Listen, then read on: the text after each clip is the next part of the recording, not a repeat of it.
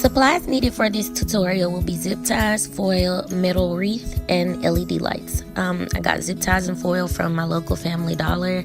I got the metal wreath from Michael's, it's a craft store, and the LED lights from Home Depot. I'm gonna show you guys a picture of them here. They're just string lights, costed $69.99. So let's get into it. The first thing you want to do is start wrapping your metal wreath with foil.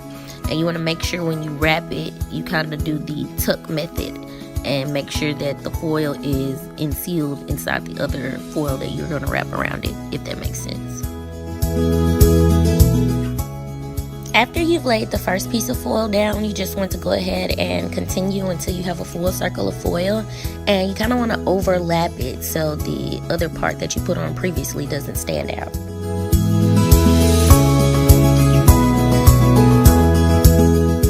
Just working your way around the metal wreath with the foil, you want to make sure you don't put holes in your foil as best as you can, especially if you have cheap foil. It's kind of hard.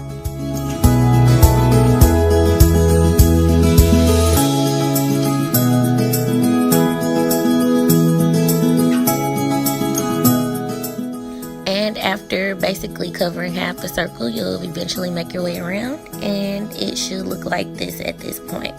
Completely covered. Now what we're going to do is take a second ply and go ahead and redo it around the whole thing.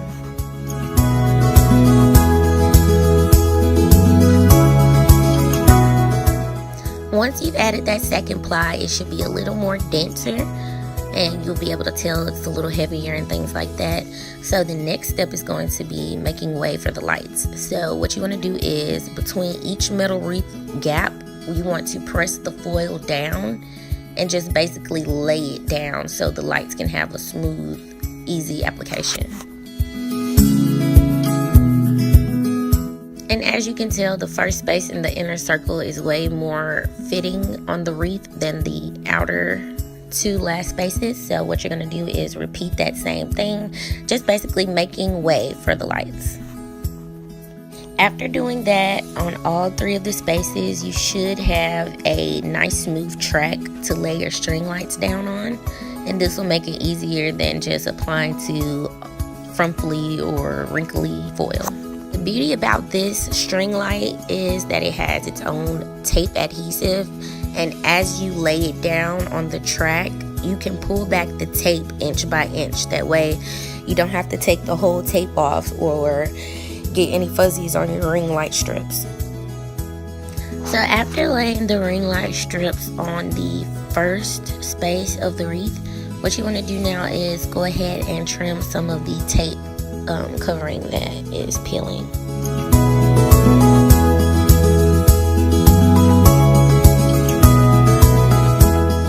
Getting to this part, you just want to basically skip the plastic part and go ahead and start laying it on the second space of the wreath. Then once you get to that part, you just basically bypass that line that you did as well and just do it the same way, laying it on the last line.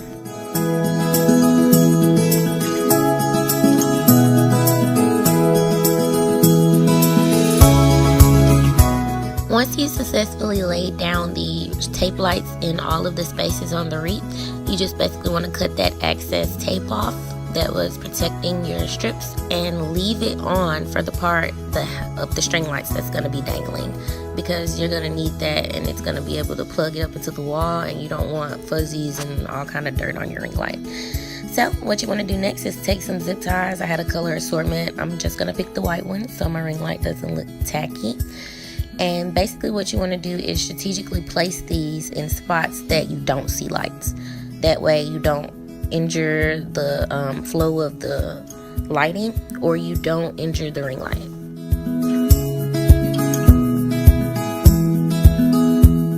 So knowing where you want to place it before actually tying the zip tie is very helpful, and you want to have the end kind of on the inner part of the ring light. And I'm doing this with one hand, so I had to do it off camera, but you just pull it really, really tight and it should be able to hold your lights in place. So you want to do a couple inches apart from one another. It's a circle. So basically after you put each twist tie on it, you want to cut the excess off and it'll end up looking like these. At this point in the video, I was getting very engineering and just basically making sure the twist ties I was putting on there, I said twist ties, the zip ties that I was putting on there were basically across from one another, if that makes sense, like in the circle, so it could be supported all the way around. And now it's time to put it on the wall. I use a command strip, but you can use anything as far as a nail, thumbtack goes or anything like that, but this is holding it up just fine. And that's how you make your ring light. Thanks for tuning into my channel, guys. Make sure you subscribe and like and comment. Thanks. See you guys next time.